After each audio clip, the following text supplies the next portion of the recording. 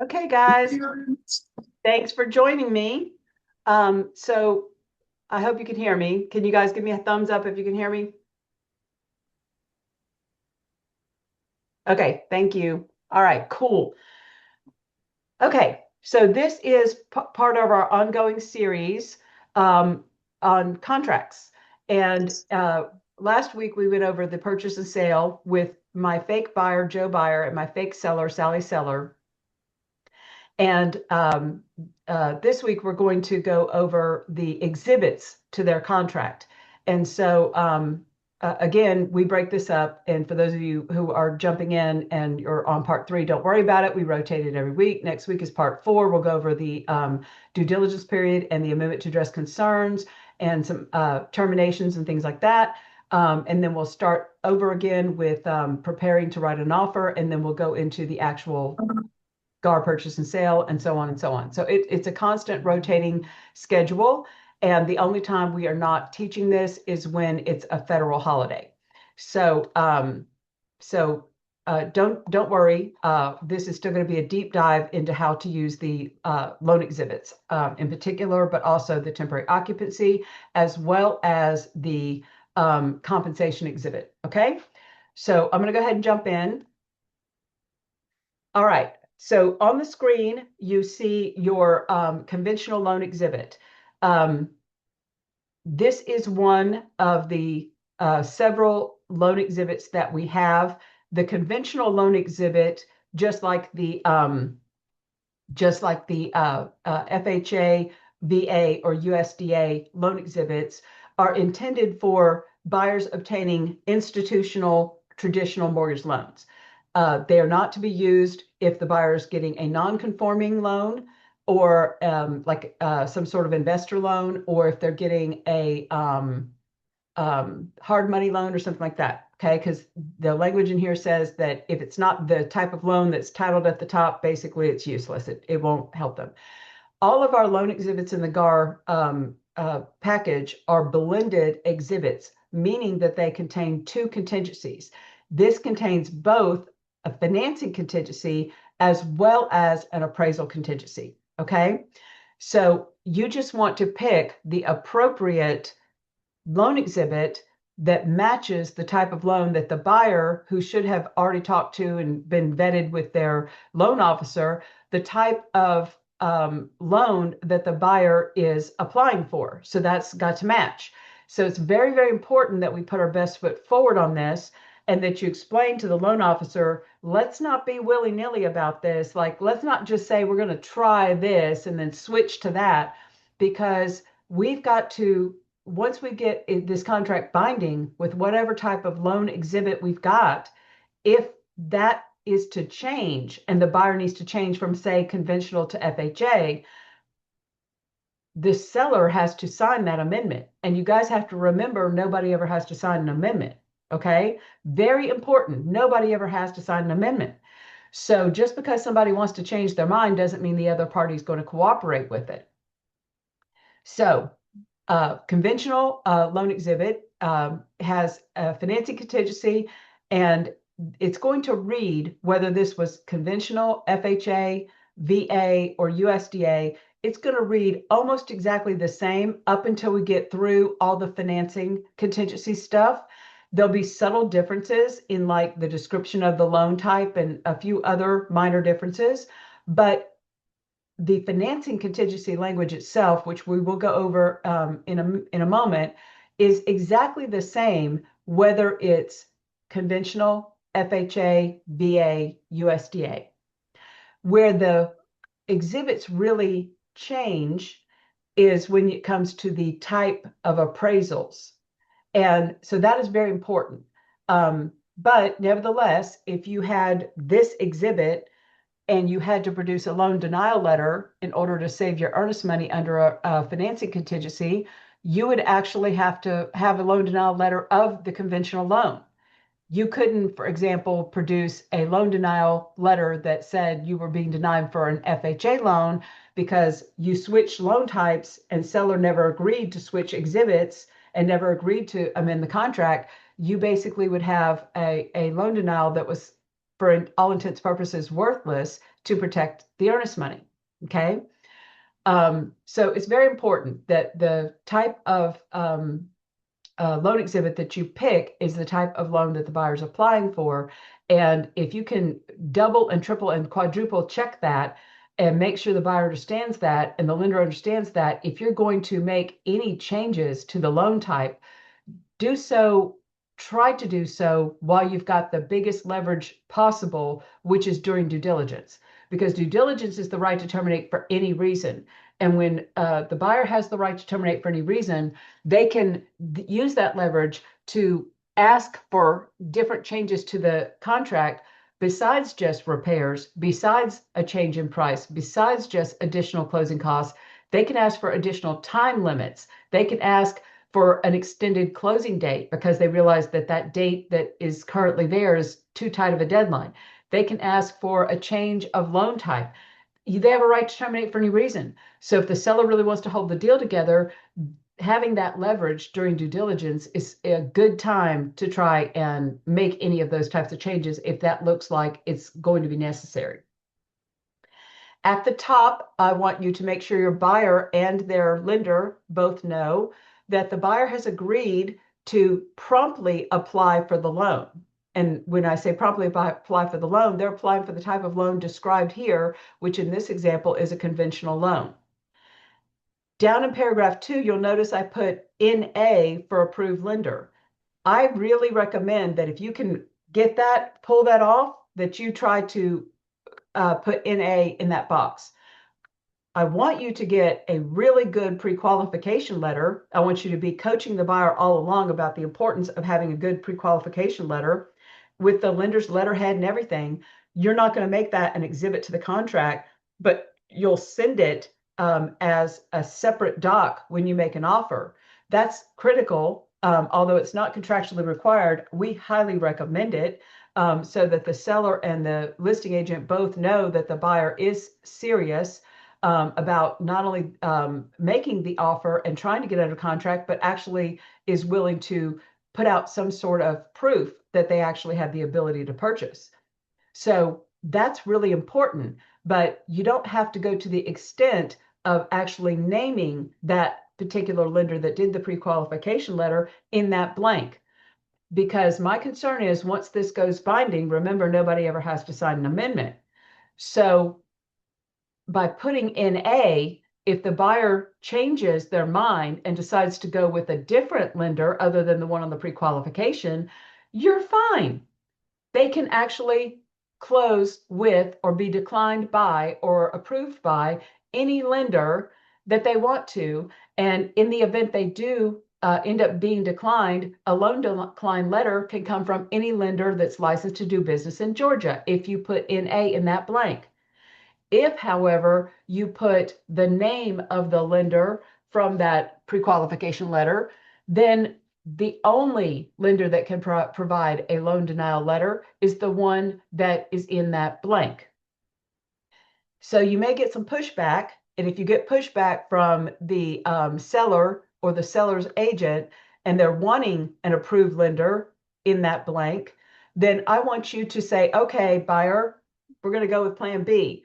I want to know who your top choices are. If you want to use Southeast Mortgage, do you want to use Supreme Lending? Do you want to use Wells Fargo? Do you want to use LendingTree or Rocket Money? Whatever. Tell me all the top choices of lenders that you want to have the ability to potentially get a loan with. And we're going to list all of them in that blank by company. I recommend you list company, not loan officer, and list the companies. And that way, if the buyer is declined and if the buyer needs to actually produce a loan denial letter in order to protect their earnest money, that they would have like 4 or 5, however many different choices you have listed of one of those to produce that letter from. So I call paragraph 2 for approved lenders the all or nothing paragraph. Either put NA and then your buyer can apply with and be declined by whatever lender that is licensed to do business in Georgia. Or if you are having to put an approved lender, then put choice A, choice B, choice C, and maybe choice D. Okay, that's my best advice. Down here in paragraph 3 and 4 are the number of days for the actual contingencies. Now remember, binding agreement date is day 0, and all days in our contract, including days on due diligence and days for contingencies, count as full actual calendar days. That includes weekends and that includes holidays. And I highly recommend you do not write any special stip or accept an offer with a special stip that changes it to banking days or whatever, because when you do that, it can cause the whole timeline to be way out of whack. Okay. So it's actual days. So if binding agreement date is always day 0, and today is my binding agreement date, tomorrow is day 1. Tomorrow's day 1 of the counting. And the length of time of my financing contingency in that blank says 25 days. For my appraisal contingency, which is in the body of this exhibit, I have a separate financing and a separate appraisal contingency in the body. It's also 25 days. You don't have to make them the same.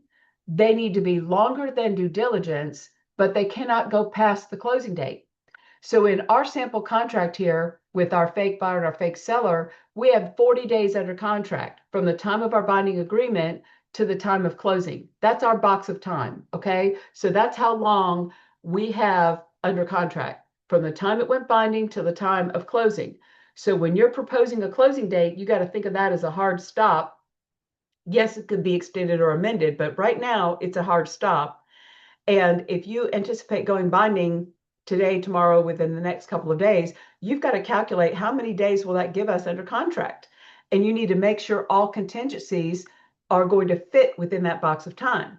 So if I have 40 days to play with in my contract term, I've got to make sure that the contingencies are actually going to fit within that time frame and not run right on top of the closing date and, heaven forbid, go past the closing date.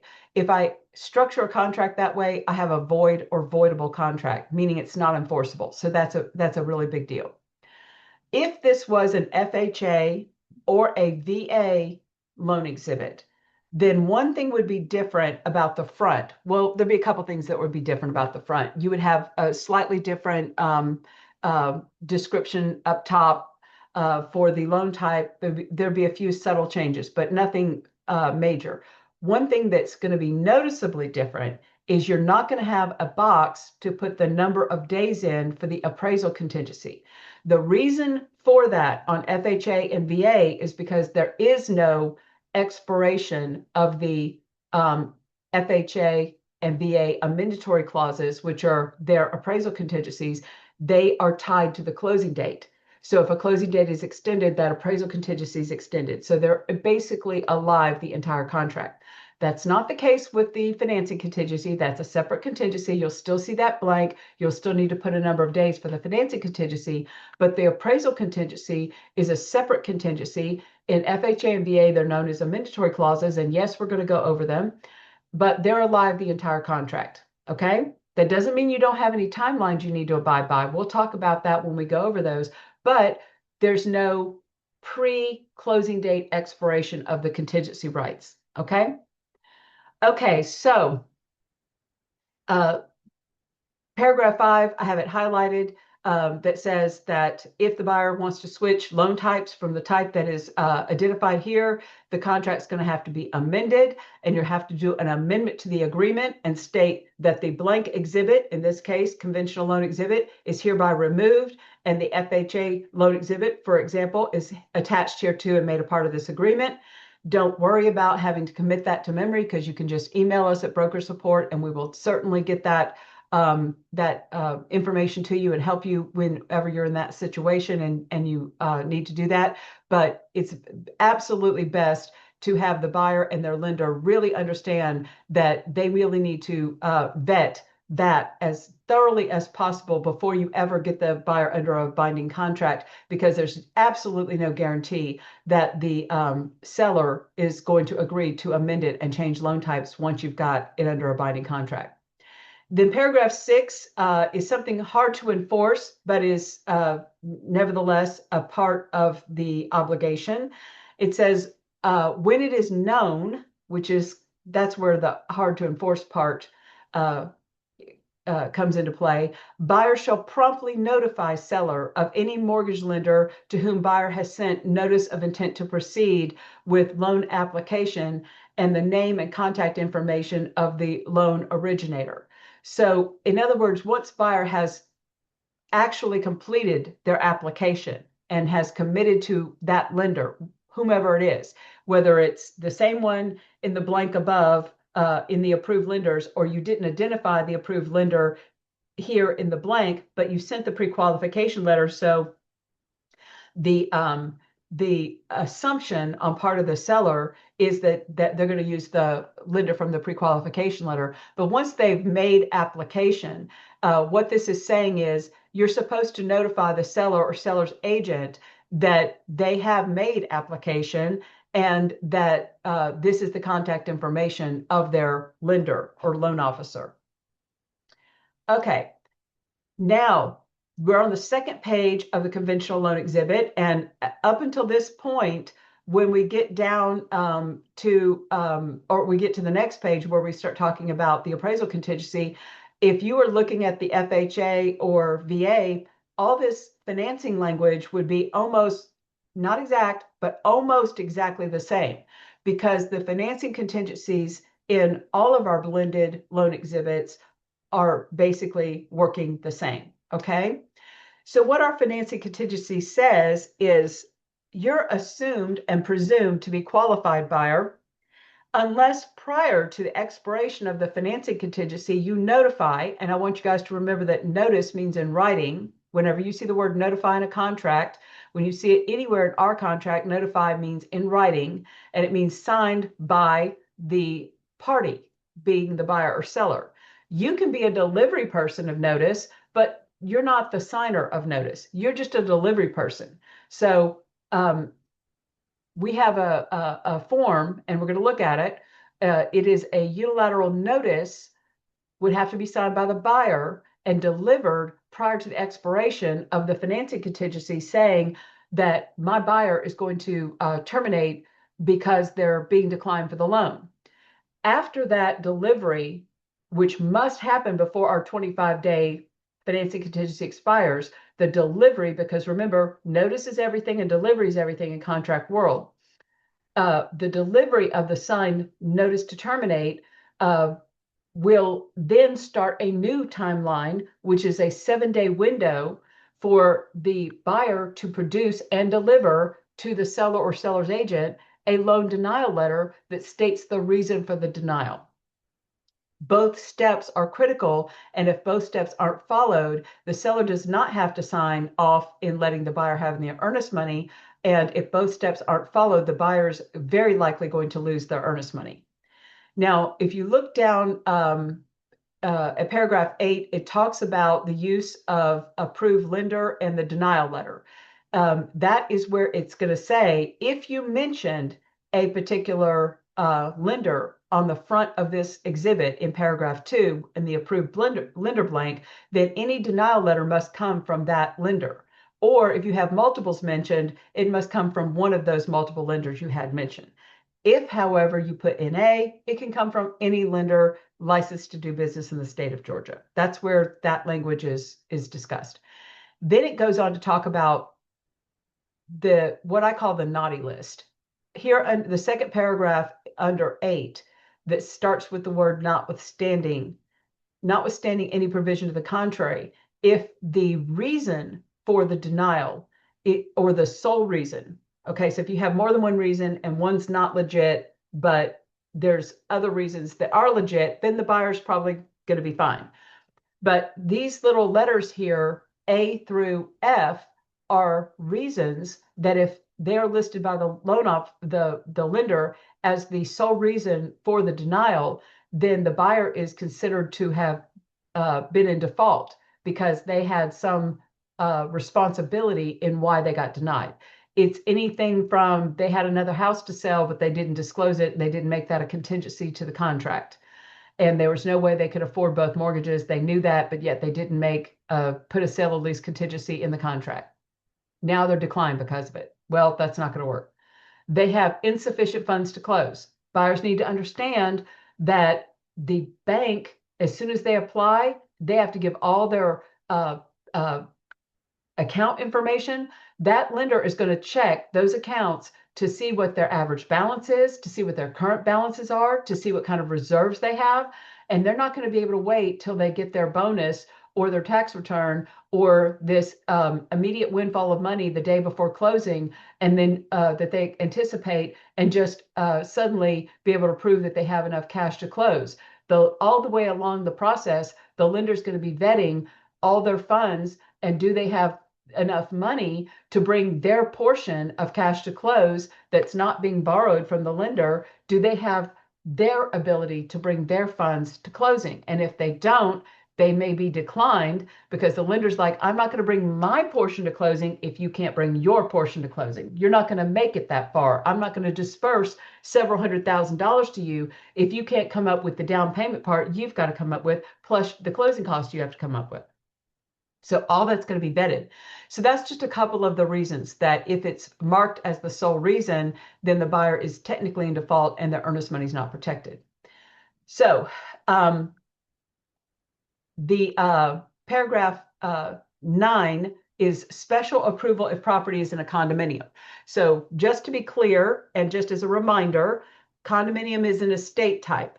And condominium is basically an air lot where the exterior of the building and the dirt the building sits on and the common areas are paid in to an association, and the association owns those exteriors, and the only thing your buyer is really buying is the interior of the unit. They're buying their interior unit. And so the HOA has to be solvent. It has to have enough money in reserves. It has to make sure that it has enough payers, owner occupants, and payers that the monthly dues aren't delinquent, because if there's a substantial delinquency among people that are paying in to maintain that building, that's a red flag. And it must have adequate insurance for the exterior of the building, the common areas, and everything else. If it doesn't, it will not be eligible for that type of loan. In this case, a conventional loan. And this is usually not detected until the condo questionnaire comes back filled out by the HOA. And you could have a condominium unit that's qualified for a conventional loan, maybe not FHA, maybe not VA, but it could be qualified one day, and then after a condo questionnaire comes in and they realize, wait a minute, the delinquents are worse now, the reserves are worse, or the insurance requirements have changed and they don't have enough insurance now. This happened a couple of years ago, and it just threw a bucket of water on the condominium market, okay? Because all of a sudden, all these condominiums couldn't qualify for conventional financing. Many of them have overcome that now and gotten more insurance and are now eligible again. But this really was devastating when the Fannie Mae requirements for condominium insurance changed.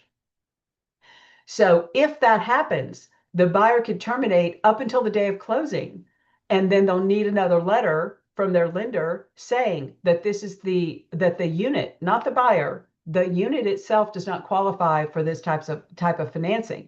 And that's very important. So if you're going to sell a condominium, you've got to make sure that you are really, really aware of what's in paragraph 9.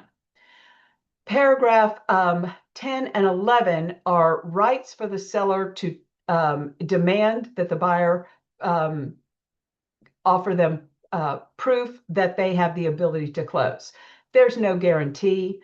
Even if the buyer abides by this demand and cooperates, there's no guarantee that the buyer will actually be able to close. And there's a disclaimer in here that says that seller, just because you get whatever proof does not mean that they're guaranteed to close. But basically it says that as soon as your financing contingency expires, assuming the buyer did not exercise their right to terminate during financing contingency, which is a very good thing. That's what we want to happen. We want financing contingencies to expire without the buyer terminating, because we want the deal to actually close. We want the buyer to actually be able to buy. So after that financing contingency has expired, the seller which they have to do by written notice. There's a form called the F-816. It's a general multi-purpose notice form, and it has a box where seller can check the box saying seller is initiating the notice and seller signs, or a box saying buyer's initiating the notice and buyer can sign. And you would prepare that for your seller client, and you would say, buyer, we're sending you an official notice signed by the seller saying that you have, I believe they've changed it to 5 days. I think over here on the left, I have it still saying 7 days. That's a typo. But it's now been reduced to 5 days from the date of this notice to produce a loan commitment letter showing the lender is committed and showing any and all conditions that you need to meet in order to close on this loan. If the buyer fails to deliver that loan commitment within 5 days, then a second notice has to be sent, giving the buyer an additional 2 days to cure that problem and deliver the loan commitment letter.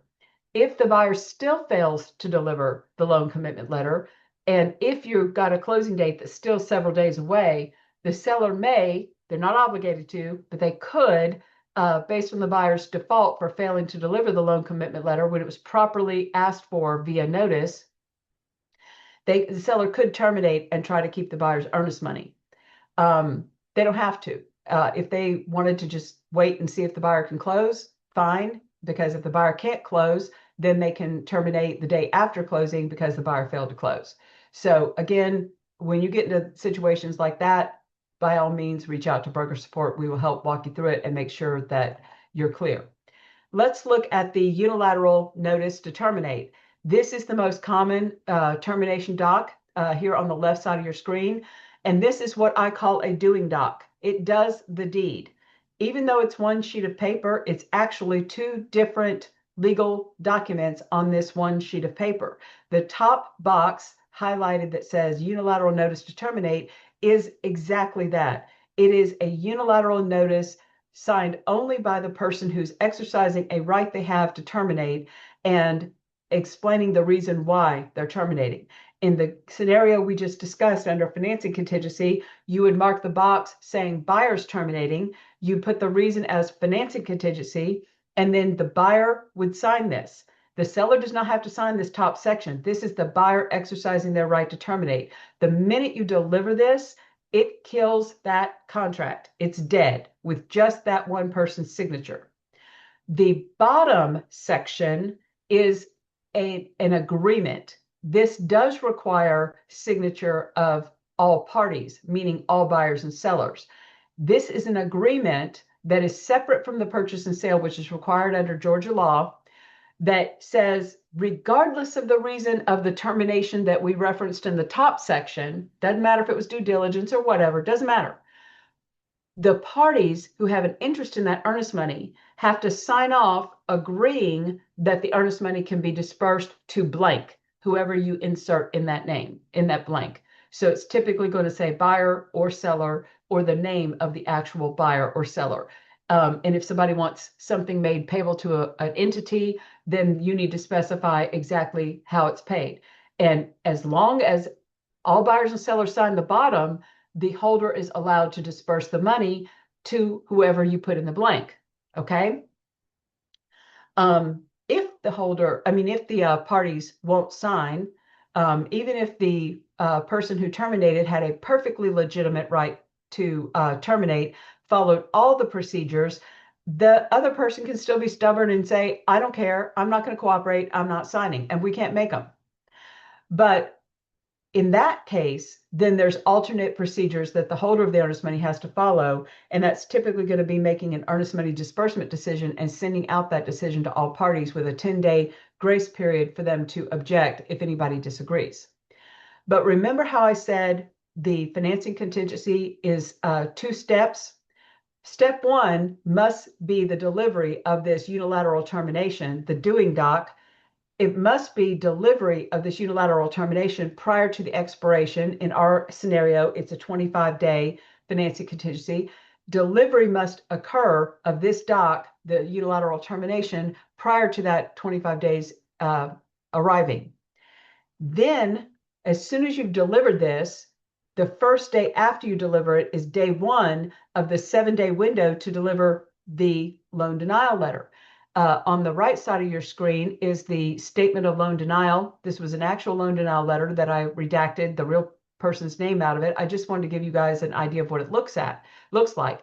And it can have multiple reasons for the denial, but it does need to state a reason for denial. This one is saying excessive obligations in relation to income. In other words, they have too much debt.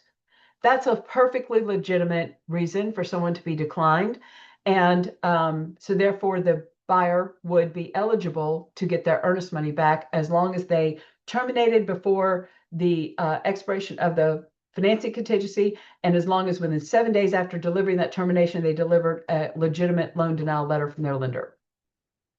Okay, let's look at the appraisal contingency. So our appraisal contingencies are where our loan exhibits are really going to start diverging as far as the language and what have you. But what's going to now work the same because of changes to the forms in the past couple of years, which have been very good changes, the procedure that you're going to follow for FHA and VA is going to work almost identical to the procedure that you're going to follow for conventional, okay? And when I say that, I'm talking about the procedure for exercising the buyer's rights under the contingency. So hold on one second.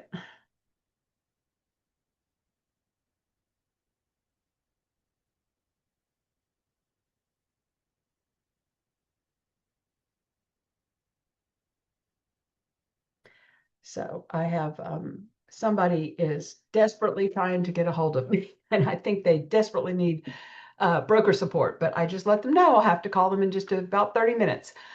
Okay, so appraisal contingencies at the top. Remember our appraisal contingency that was the length of time that we put in the paragraph 4 on the front of our exhibit. We'll just click back and I'll show you real quick. Right there on the front page of our exhibit, we had the length of time in paragraph 3 for the financing contingency is 25 days.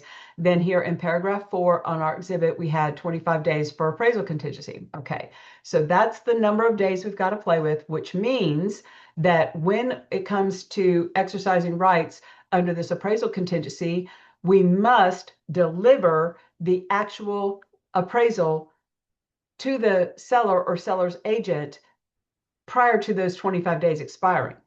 If the appraisal's not done yet, then the buyer has no right to terminate. The buyer can try to amend and extend the deadline, but it's very important that you put a reasonably long enough period for the appraisal contingency and that you educate the lender that we've only got this many days and I've got to have that appraisal back. So that means you've got to order it, and buyer, you've got to pay for it. And the appraiser's got to get out there and we've got to have a copy of that back, because if I don't have a copy of that back, I can't deliver it prior to the expiration of that appraisal contingency, and the buyer's rights are going to expire. And then if it appraises low, the buyer can always ask the seller, but they will have no right to terminate if the seller refuses to lower the price. So it's extremely important that we get that appraisal back. Now, of course, if it appraises at or above the sales price, then we have no worries, but nobody knows if that's going to be the case. So prior to your expiration of your appraisal contingency, two things have to be done. The appraisal has to be delivered, and absolutely, if it's a low appraisal, if it's even $1 lower than the sales price, then you need to deliver the low appraisal, the full copy, as well as, you'll see it highlighted there, the F713 amendment to the purchase price document.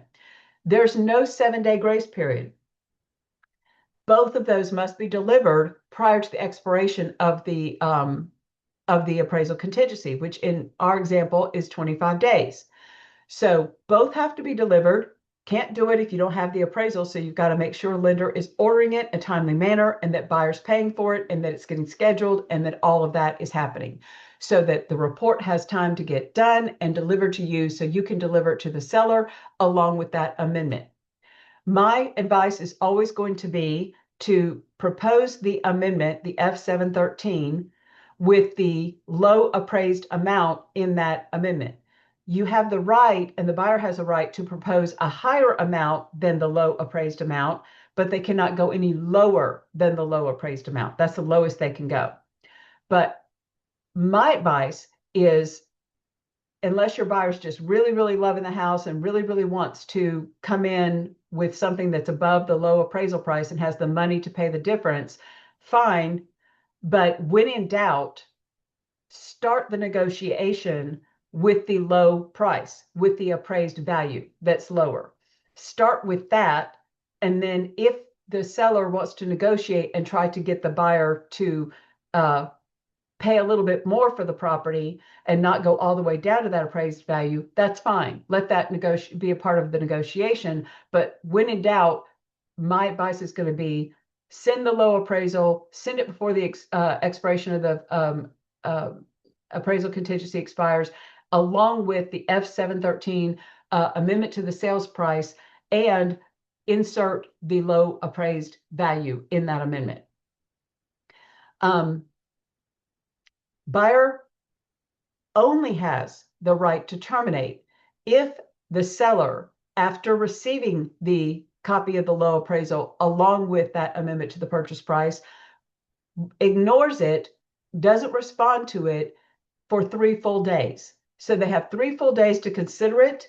And if they ignore it and there's no signed accepted amendment regarding the purchase price, then the 3 following days after seller has had their 3 days to review, day 4, 5, or 6, there's a short window where the buyer can terminate based on the fact that the seller would not agree to lower the price. But these steps all have to be followed. And if they're not followed, then buyer doesn't have a right to terminate. And they most certainly do not have a right to terminate just because it appraised low. They must first follow these steps. And I've had agents break what I call rule number 2, or rule number 1, which is don't take advice from other agents, where they notified the other agent that the appraisal came in, say 20,000 below. The other agent says, oh, well, you might as well terminate because my seller's definitely not going to lower the price. And what did the agent do? They broke rule number 1 and sent the termination. Is that what this exhibit told them to do? No, this exhibit told them that in order to have a right to terminate, the buyer has to follow these steps and legally give the seller that amendment and 3 full days to consider signing it. It's not about the agent.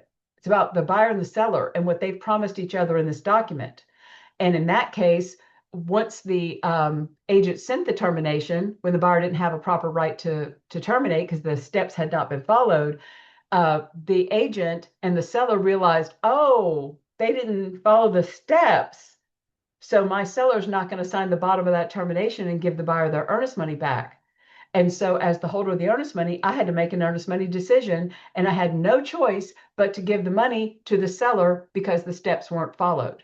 And I can't just side with my client. The real estate commission can shut down your trust account. So it's a very big deal. And it's very important that the steps are followed. You always want to go with the steps that are required in the document. Let's look, and then, like I said, read and reread this deadline. Seller has 3 days to consider. Buyer has 3 days after that, if it's not signed and executed, to terminate. The thing that will shorten the seller's 3 days is if the seller, and it has to be signed by the seller, sends you a signed rejection of the amendment or a signed counter offer of the amendment, changing the price that you are asking for. That counter offer with the seller's initials and or signature is a written objection coming from the seller. You can't just take the word from an agent. It can't just be an email from the agent or a text message or verbal. It must be signed by the seller, an actual signed rejection of some sort. When that happens, the 3-day window for buyer to terminate immediately begins. So just be mindful of that. Okay, next slide, we're going to look at the appraisal language for FHA, even though we were going over the conventional loan exhibit. Like I said, the way that the financing contingency and most of the language describing the loan is going to look identical when you're looking at FHA, VA, USDA, or conventional loan exhibits. Where it really changes is appraisal contingencies. So we're going to go over just the appraisal contingency language in FHA and VA. So it's referred to as an amendatory clause. Make no mistake about it, it is an appraisal contingency. It is alive the entire contract, and you want to think of it as being basically connected to the closing date. So it's a right that is so important, it's non-negotiable. This language is created by HUD, Department of Housing and Urban Development, who controls FHA, and the FHA will not insure the loan. So the lender's not going to lend an FHA loan if they can't get it insured by HUD. And HUD will not insure the loan if this amendatory clause language is not a part of the agreement. It says it is expressly agreed that, notwithstanding any other provision of this agreement, buyers shall not be obligated to complete the purchase of the property described herein or incur any penalty by forfeiture of earnest money deposits or otherwise, unless buyer has been given, in accordance with the HUD FHA requirements, a statement by the Federal Housing Commissioner or direct endorsement lender setting forth an appraised value of the property of not less than blank. You insert the purchase price from the front of the contract in that blank. Don't insert another amount. When you are putting together this offer, you insert the amount from the purchase price on paragraph 2 from the front of the contract, same amount in this blank.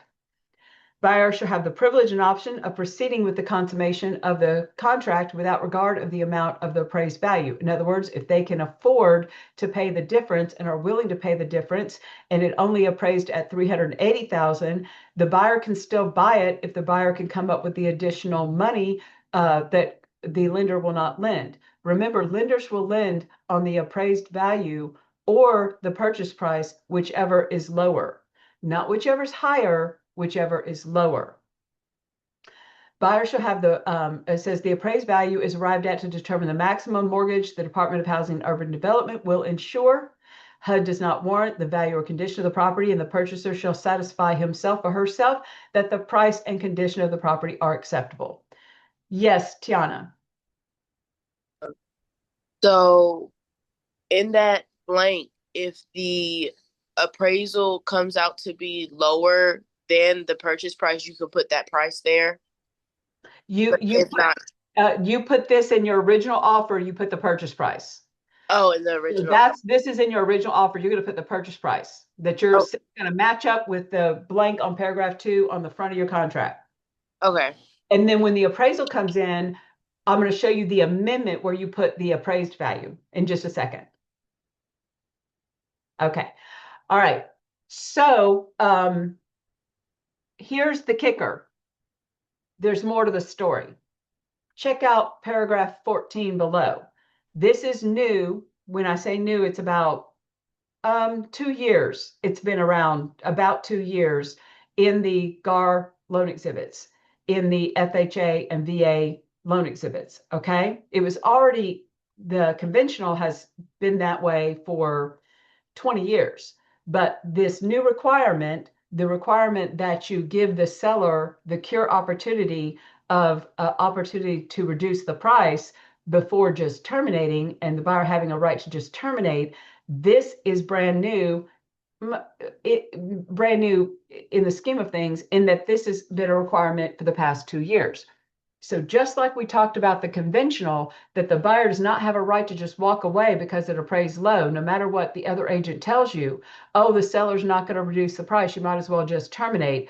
Those days don't exist anymore if you're using a GAR form and you've got a GAR financing loan exhibit with whether it's FHA, VA, etc.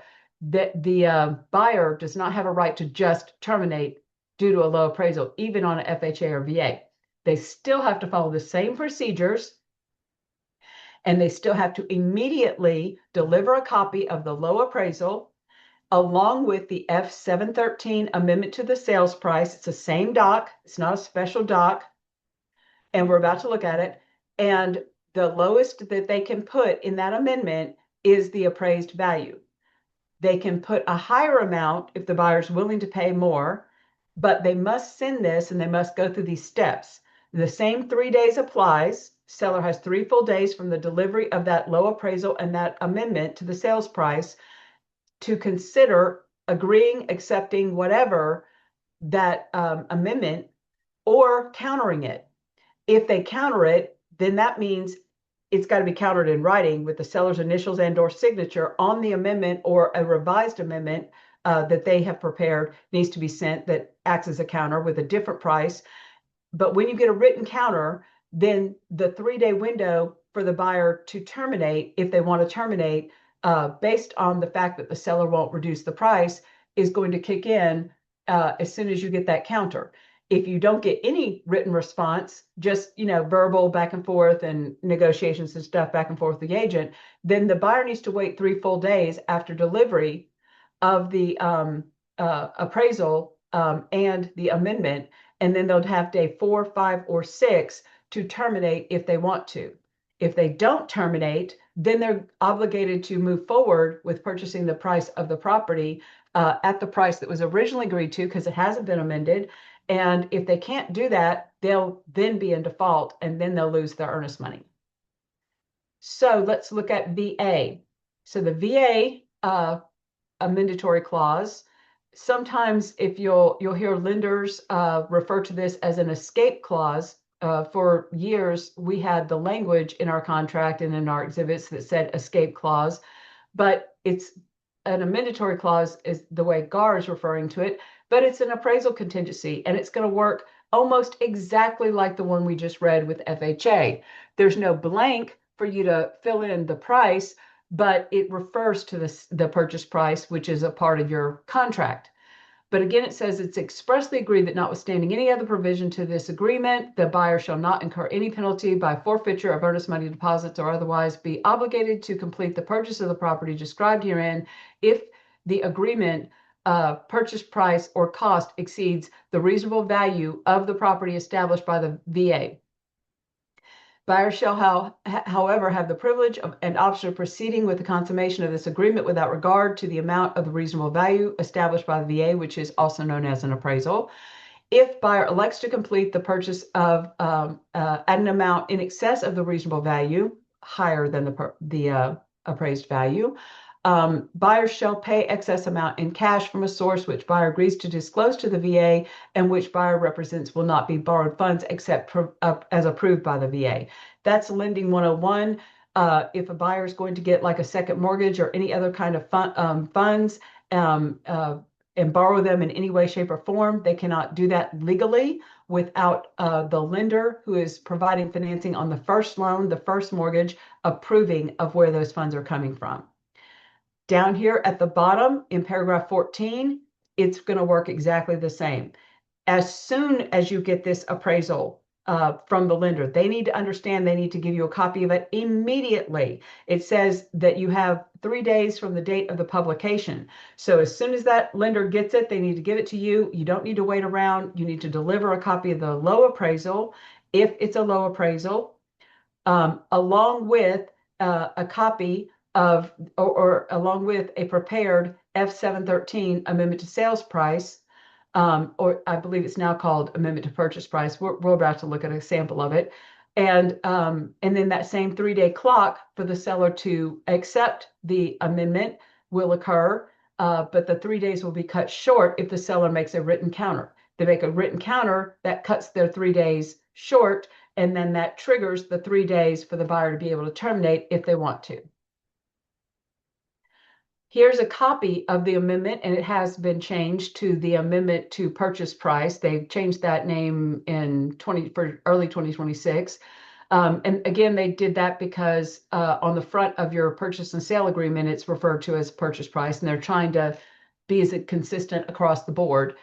But potato, potato, it's the same thing. And here is where, Tiana, you would put that low appraised value. So you've got a $400,000 purchase and sale agreement. You're following all the steps. The appraisal came in at 390. And while you could put 395 or 398 or something other than 390, like a higher amount if the buyer was willing to pay that, able to pay it, the lowest you can put in this blank is the appraised value. And that is, in our scenario, 390. You also have to, along with this, send a copy of the full appraisal. That's non-negotiable. Nobody's going to take your word for it. A letter from the lender saying that it appraised low, an email saying it appraised low, that's not going to fly. You've got to send a copy of the full appraisal. Now, appraisals come with cover sheets with pictures of houses and addresses. I deliberately left that out in this sample. This is a real, it's an old appraisal, but it's a real copy of a real appraisal that I had saved on my computer from heaven only knows. And I redacted it just so that you guys could see what it looks like, but don't want to reveal the address from that, obviously, for privacy reasons. So this is the amendment. It's either going to get signed or it's not going to get signed. It's going to get accepted or not accepted. If it doesn't get accepted within 3 days of you delivering it, along with this copy of the appraisal, then on day 4, 5, or 6, buyer can terminate using that same termination back here, this same termination. And instead of putting financing contingency, we'll put appraisal contingency. This is a doing doc. The buyer would have a right to terminate, and they would send that same doc saying, I'm terminating because the seller, because of appraisal, my appraisal contingency rights. All right, moving forward.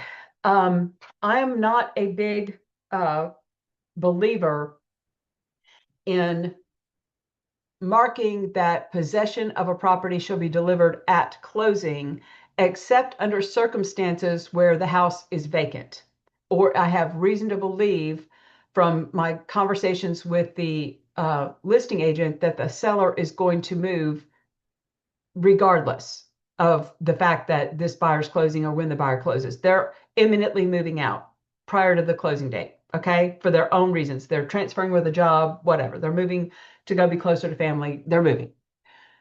If, however, you're putting together an offer and you've got somebody who is an owner-occupant seller and they've lived there for X number of years, in some cases decades, I can assure you that that seller is going to want to make absolute certain that this closing is not going to fall apart at the 11th hour, that it's going to close. And not only do they need to be certain that it's going to close before they move, they need the money from that closing and the proceeds from that closing to afford to move and to afford to pay for the next house. They may even be under contract to purchase the next house, and that contract may be very well contingent upon this house closing. So knowing that, I'm going to go ahead and say, prepare the buyer. Buyer, we're going to close on a Thursday. This is our closing date. Boom, Thursday, the 28th. And we're going to give the seller 2 days of possession to move out. When they have the money in their account, they know that the closing's solid, and they know they can pull the trigger there, and they've got everything all lined up, but now they know that none of it's going to be derailed because the closing happened and they've got the money. They've already got the mover scheduled, but now they can just stick to the plan. Okay. And so I'm going to count day 2 as if I close anytime on Thursday, it doesn't matter. Day 1 is Friday. Day 2 is Saturday. And they got to be out by 12 p.m. on day 2. That's what I put in my offer on the purchase and sale in the closing paragraph. And then it says I must attach this document if seller's maintaining any possession at all, even if it's just their stuff that they need to move out of the garage and they've moved everything except their personal belongings out of the garage. That's still a form of possession. This is F219. You must attach it to the agreement. Don't start writing a bunch of crazy special steps.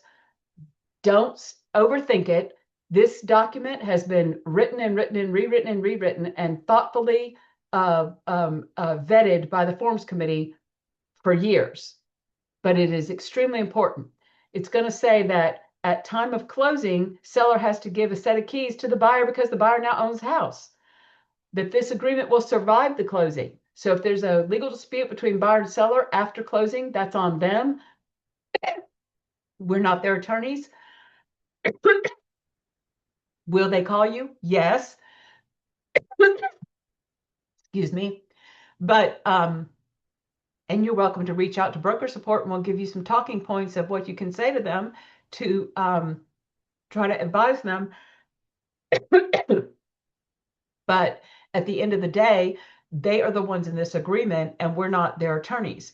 And they need to have each other's contact information, and that needs to be exchanged at closing. They need each other's email addresses and or cell phone numbers, because this handoff and delivery of possession is going to be handled by them. It is between them. And so very, very important. It's also between them to enforce any problems that could arise. It talks about the seller's responsibility. It talks about the buyer's responsibility, about who's responsible for what damages, depending on what kind of damages occur, et cetera, et cetera. There is no rent in this document. It is not intended to be a lease per se, but it is critical that if somebody's maintaining occupancy, that you have this document as an exhibit to the purchase and sale, because this is going to help them if they did have to, say, for instance, seek legal advice or go to magistrate court or something like that because of some sort of damages. In the bottom, in paragraph 11, is a fee that seller would owe a daily amount of liquidated damages, but not the sole liquidated damages, but a daily amount of liquidated damages that a seller would owe if they refuse to move out by the agreed upon time. So let's say we've got 2 days of possession and seller can't get it together and they stay an extra 2 or 3 days or a week.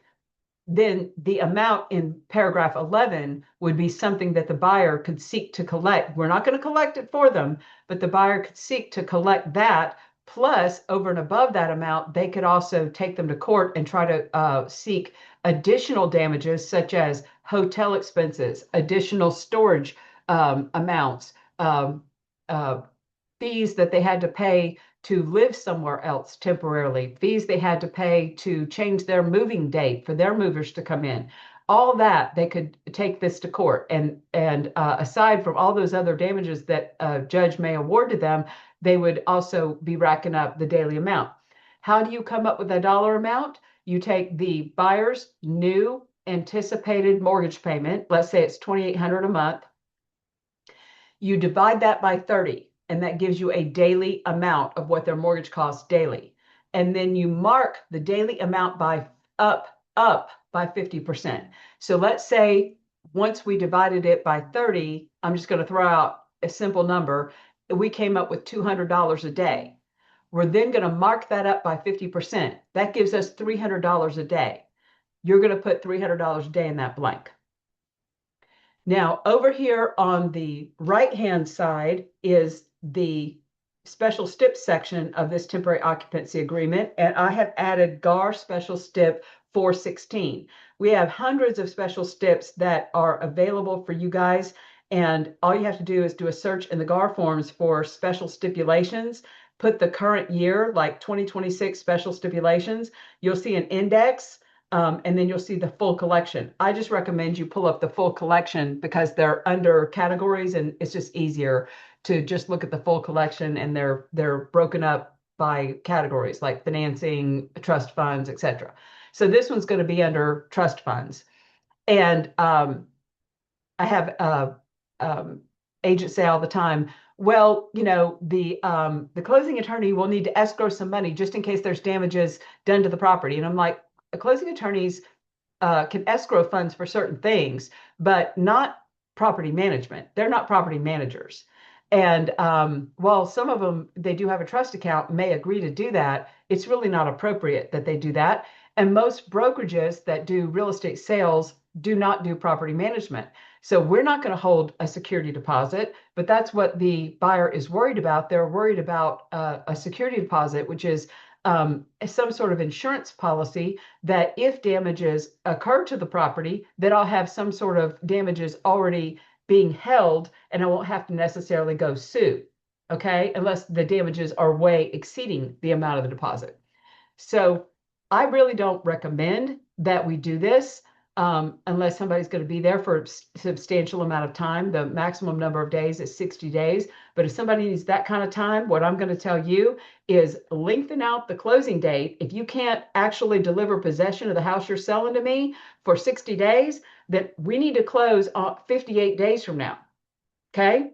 And then you need 2 days to move out. But I'm not going to give you the purchase price 60 days ahead of time when you're not going to give me the property. Okay.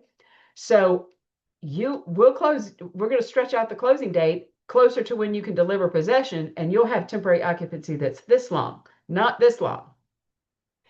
So if they want some sort of insurance policy, you can add this special stip, and the seller at closing will pay the buyer a security deposit, and then the buyer will have to follow the landlord-tenant laws and rules, etc., for refunding that security deposit once possession, a delivery of possession occurs. Now, you will not see actual daily rent in this document, and the reason you're not going to see daily rent in this document, saying that that the buyer, the seller is going to pay the buyer actual rent, is because the vast majority of times the buyer in these scenarios is an owner-occupant buyer. They're purchasing using a traditional mortgage that's an owner-occupant required loan. They're not an investor, and they're not getting an investor loan, and they can't be a landlord, and they can't get rent from the seller. So a good way to handle this is make sure you've got this penalty amount in case the seller remains a squatter for several days. Also, if the buyer's really worried about damages, like from the moving process or whatever, then you can address it in the security deposit. But also try to negotiate that closing occurs closer to when the seller can actually deliver possession, and that the period of temporary occupancy for seller to have time to move is just that, a short number of days, allowing them logistical time to move. Any questions or comments about this? Okay, let's look at the buyer broker compensation exhibit. I'm going to say, guys, with the way things are changing in our industry right now, and the way that language is changing in our documents, that you obviously have to have, if you're representing a buyer, you obviously have to have the buyer brokerage agreement signed with the buyer.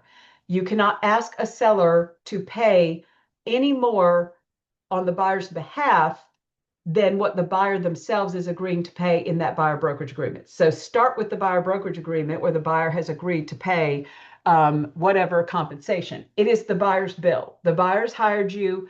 There's no legal requirement that a seller cover that for a buyer. Just like there's no legal requirement that a seller cover closing costs for a buyer. That's negotiable, okay? And I want you guys to think of asking for the buyer broker compensation to be paid on buyer's behalf, just like you would be negotiating closing cost, because it's going to come right out of the seller's net. It's not the seller's bill, but it's just something that the seller could legally pay on buyer's behalf to help keep the buyer from having to come up with that much cash to close. And that's actually one of the main reasons sellers agree to cover it, is because they want it to be easier for most buyers to be able to qualify. And if the buyers have to come up with all this cash to close, rather than having it in essence financed into the purchase price by having the seller cover it out of the proceeds and factoring that into their price whenever they price the property, if the buyer has to come up with 3% of the purchase price, as the example shows here, or plus all their closing costs plus everything else, a lot of buyers just don't have that much cash. And so it's going to dramatically drop the buyer pool. Whereas at the end of the day, the seller's getting the purchase price and the buyer is paying, even though they're financing it. At the end of the day, that big check that the seller gets at closing for that purchase price, if all that's factored into the price, because the seller priced accordingly, knowing that they were going to make some of these concessions, then, and assume the property value is there, then that's a win-win situation, because it's going to open up the opportunity for more buyers to be able to buy, because they're not going to have to come up with this exorbitant amount of down payment / cash. Okay. So I want you to think about the compensation, and I want you to get into a habit. If you have a situation in your buyer brokerage, and nothing is ever always, so this is going to be on a case-by-case basis, but a vast majority of the time, when you're having that consultation with your buyers and you're explaining to them that you have the ability to negotiate having the seller pay the buyer broker compensation on their behalf, just like you would negotiate the price or negotiate the seller paying closing cost. And they have to specifically agree to that in the buyer brokerage agreement. Not only the amount, but also that you have the right to negotiate that. Assuming that you've got a buyer brokerage agreement that quotes this amount and the buyer has said, yes, I'm directing Bobby to be able to go ahead and negotiate that on my behalf, then you're going to include this buyer broker compensation exhibit. I want you to make that a staple if you have a situation where the buyer has said they want you to do that, and then of course they've agreed to that in the buyer brokerage. When you're getting ready to make an offer, ask the agent, the listing agent, and it's always best to ask in writing via email, text, whatever, is the commission you have with the seller a gross commission where you're sharing a portion? If so, what portion are you sharing? What is the percentage that is being shared? Or is the seller paying separately, or are they not agreeing, whatever? If the agent says seller is paying separately, then you're going to fill in box A. If the agent says it's a gross commission, Bobby, and we're going to share, we're sharing out of my gross commission that I've negotiated, we're sharing 2% of the purchase price, then I want you to put whatever it is they tell you, whether it's enough money to cover the buyer's debt or not. I want to put you to put whatever they tell you in box B. Do not put a higher amount in box B than that agent has negotiated in their listing agreement, because that is a license law violation. Because if you put a higher amount, you're taking money out of their side of that gross commission and putting it on your side, and you can't do that. But suppose, Bobby, that you've got a 3% negotiated in your buyer brokerage agreement. You're then going to, you find out that the gross commission, that you don't know what the total amount is, but you know that the amount that they are allotting in that gross commission for a buyer's broker is 2% of the purchase price. You go back to your buyer, you say, hey, buyer, the listing agent has allotted 2%, and that will offset what you owe for buyer broker commission. That leaves 1% that you would have to pay directly at closing. Do you want me to try to get that 1% from the seller, or do you want to just pay that out of pocket? Because again, you're negotiating, trying to get under contract with the seller. We want to make sure you're comfortable with what we're asking for, because we don't want to tick the seller off, and we want you to be successful and get under contract. If you're in a situation like that and the buyer's like, yeah, Bobby, I want you to try and get that extra percent from the seller. I want the seller to cover that because I'm paying this top dollar price for their property. Then I want you to leave the percent that the agent told you in paragraph B, because that's just a pass through. They said they're sharing that amount and you're putting that there. Fine, I'm acknowledging it. And the remaining amount, you want the seller to cover that by paying it directly. You're going to put the remaining 1% up there in section A. Does that make sense? So some of it's being shared and the agent told you how much that was and you put it in B. Then in section A, you're putting the amount that comes directly at closing from the seller. Why is this important? Because this document gets signed by the agent and by the seller, and it obligates them to actually honor paying this. And this becomes a part of the purchase and sale agreement. So they're obligated to pay it. Now, suppose you're dealing with an agent, and this is going to happen a lot. You're dealing with an agent where you ask these questions. Are you guys contributing? Is the seller agreeing to pay? buyer broker compensation, they may say it's negotiable. Well, that's quite possible. The seller may say, I'm not obligated to pay anything. I'm not going to commit to a number, but it's negotiable. So your default go-to is going to be filling in paragraph A with whatever your buyer wants to ask for. If they want to ask for the full percentage in their buyer brokerage agreement, then you're going to fill out section A. Suppose you ask the question, hey, is there buyer broker compensation being offered by the seller or by you? And the agent doesn't answer. They just stonewall you. They won't answer. They won't answer the call at all. Then your default go-to when you have no information to the contrary is going to be A. You're going to ask for it just like you would ask for closing costs from the seller. You're going to ask for the seller to cover it.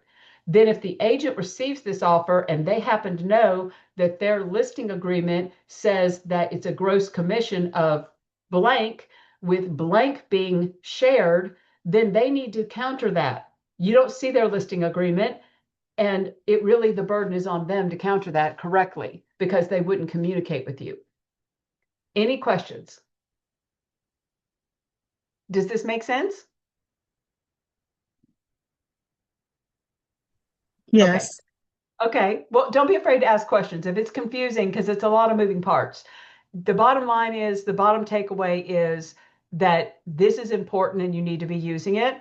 If you've got a buyer that is wanting you to negotiate, having the seller or seller's broker cover the commission, and really it's always the seller because the seller's broker is getting their money from the seller and they're just splitting it.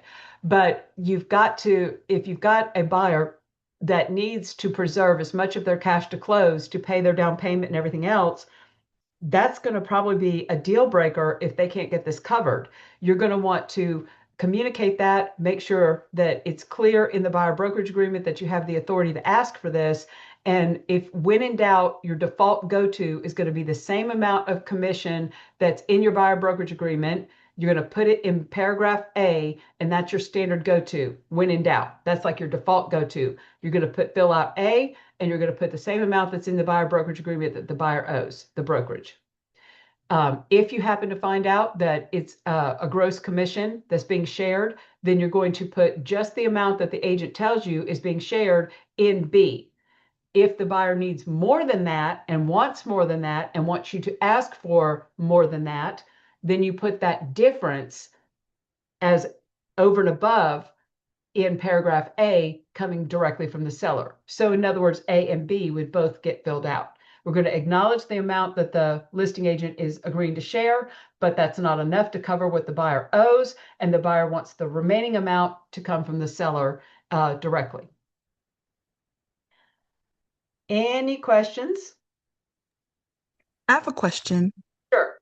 When it comes to this slide here, so let's say the scenario is the buyer agreed on the buyer broker agreement to pay the buyer broker 3%. And let's say Okay. the buyer also wants 1% towards their closing costs, and the agent isn't being responsive as to if there's money going to be sent or provided to the buyer broker. So in that, I'm assuming we will put 1A, 4%. No, that's an excellent question. You would not put anything but compensation here. Instead, you would put on the front of your purchase and sale in paragraph, I think it's paragraph 3, you would put the closing cost contribution of the amount, and you'd have to calculate it in dollars. So if you had a $400,000 price, then you'd probably put like $4,000 in closing costs. That's completely separate money. This is Okay. only buyer broker compensation. This also is not going to include the amount that the listing broker gets. That will go on a separate doc called the instructions to closing attorney, which will have all the breakdowns. But this is just what is going to affect the seller's net and affect the agent of what is going to cover the buyer's debt in the way of buyer broker compensation. And so Okay. I'm really glad you're asking. So, but they could still ask for both, but you're going to ask for just closing cost in the form of a calculated mathematical dollar amount. Let's just say it's $4,000, and you're going to ask for that on the front of the contract in the closing cost contribution blank. Okay, perfect. Thank you. Sure. Okay, guys, well, that's a wrap. Tom will be teaching part 4 next week, and he's going to focus on the ATAC, or the Amendment to Address Concerns, the due diligence period, and all things related to that. So try and check in with us. We will not have broker chat. We only do broker chat every other week, but we will have Contracts 101 part 4 next week with Tom, and focusing a lot on due diligence and the Amendment to Address Concerns. I hope everybody has a fantastic day. And again, these classes are all recorded and posted on Circle. Thanks, everybody. Thank Thank you. you. Thank you, Angie. Thank you.